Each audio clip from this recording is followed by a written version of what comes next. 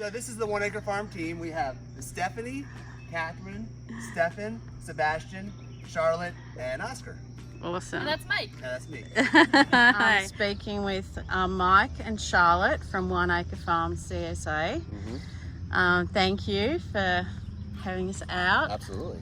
And it is a beautiful day. And I guess a good question is, what are we looking at behind us? Well, that's a good question. I have to look behind us as well. So this is our spring planted brassica fields. We're almost done with it. We actually try to mow everything down and get rid of it all by July 1st to keep the bug pressure down for their next planting, which is brassicas in the fall. So that's why it's kind of overgrown at this point. But this is spring brassicas, which includes kale, collards, cauliflower, broccoli. We had Napa cabbage in here. We had lettuce. What else? That's pretty much it. In this field. And then behind you, if you can see, is all the summer squashes, eggplant, peppers. Over the course of a year, we grow on 6 to 7 acres. The property is 34, and most of it is, not most of it, a lot of it is in woods and wetlands and non-vegetable growing areas. Tell us a bit about the CSA. What is the role of a CSA? How many members do you have? So we have, right now we have 190 members or families in our CSA. And we were actually just talking about how important a CSA model is for a small farm. Yes.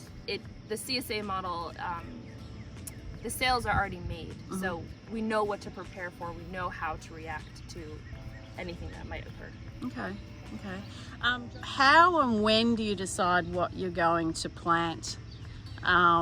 Is it people driven? Is it what people like? Is it to do with benefiting soil? You know, how do you make all those decisions? So there's picking things that people love, and there's also picking things that are smart business decisions that we have to kind of take into consideration. So I would say over the course of the last couple of years, we kind of dialed in our planting plan about what people like, what varieties and amounts are appropriate, and then we always every year try something new, and we don't put all our eggs in one basket, so we don't try completely new something without having an old standby backup, because if that doesn't work, we have something to fall back on. So at this point, I think it's mostly driven by experience, what we remembered in the past being good, what grows well here, because some things just don't grow well here.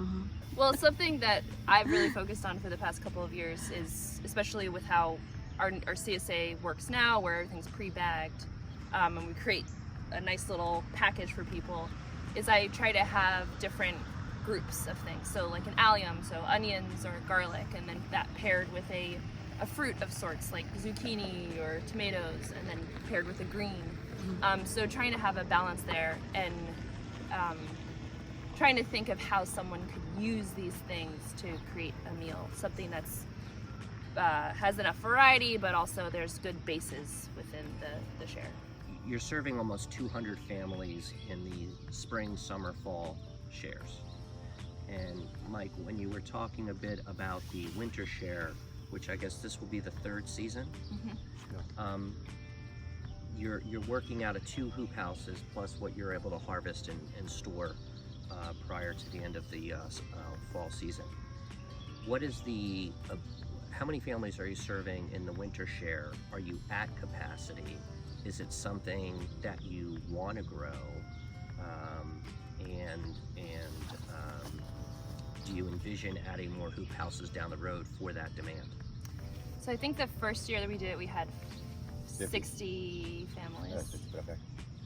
I think it was 60. Okay. And then second year was almost 90. Yeah. And then so this year, I think we're good. Yeah. I don't think we can go any more than 100 families. But that's still incredible to be using. We really only operate out of 1 hoop house during the winter time because we are alternating between the 2 hoop houses. So we're able to feed 100 people.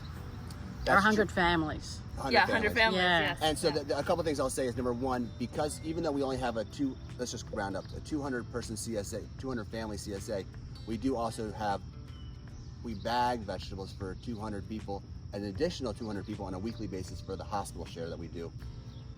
So I only say that because it does seem like we're growing all this stuff outside and we're only adding 100 people, but it's really not. We're adding like 300 people in the summertime. So does that make sense? You know what I'm trying to say? Yeah. Tell us about the hospital share. Every week we go to a Adventist facility, and for 14 weeks, the staff are allowed to get a bag of vegetables for themselves. Okay. And it's paid for by Adventist. So the employees, it's a employee benefit. It's free of charge to the employees, and they just come up to our little stand and grab a bag of vegetables, and they get a couple different options to choose from. But it's been a really positive experience, and they seem to really love it. They love it, and we go through our 200 bags probably in 25 to 30 minutes. Mm-hmm. And you're only allowed to grab one bag, so it's like a lot of people go through in a very quick period of time, and they look forward to it. They were People so line excited to see us back this year. Oh, So really, you are providing, when we spoke earlier about how many families you're serving, you have 200 paying customers that are going to one of your various pickup sites, plus another 200 that are committed to Adventist. Yeah. So really, you're serving 400 families. And then once a month we do another 200 bags for another development corporation. But we only do that once a month, and last Friday was our first of this time. So we've expanded to that. And how many staff work at One Acre Farm? Right now, I don't even know. 7? 8 people. It's 8 people. I don't count me though because I barely do anything. You're the brains. Yeah, hardly.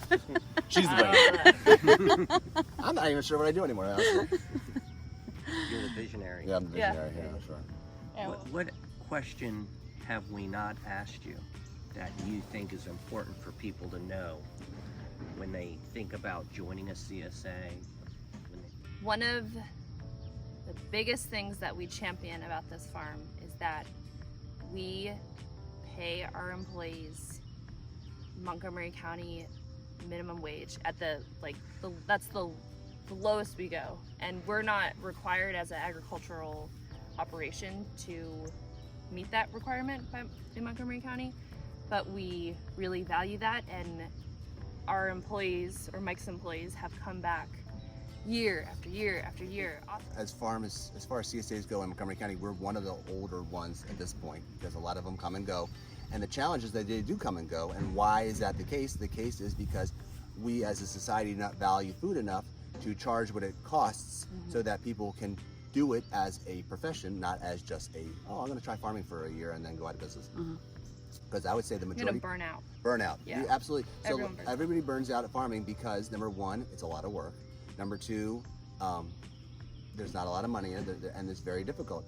I think that the most important benefits for our farm is the fact that we really do work, a 40-hour work week, not 60 or 70 like my peers who do it and then go out of business because you can't sustain that kind of life. That doesn't work.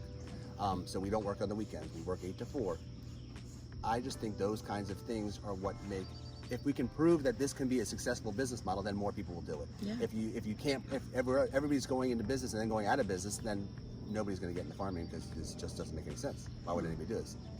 So it's really important for us to educate the consumer about what it is we're doing and why we're doing it these ways, so that they understand when they spend that extra money to join, it's for a reason. It's not just because people are so far removed from what it is to grow vegetables, they don't even understand the concepts anymore. Yeah. So it's a shame. So it's our job to provide food and also to provide some sort of educational component so they understand this is why we're doing what we're doing. Yeah, so you're looking at sustainability, I guess, in lots of different ways. Yeah. One is to do with the land, one is to do with the people and your employees, and so yeah, it's a good way, I think, to look at sustainability. Yeah. It's not just about land; it's about the whole business. Yeah. Yeah, and I guess from a cook's point of view, you can't forget the produce when it gets into the hand of the cook is fantastic. It hasn't traveled pretty much. It's so fresh, and I just think it's such a good selling point. Of course, is all those things you've discussed, but also just the quality of what ends up you're cooking with and putting it on the plate.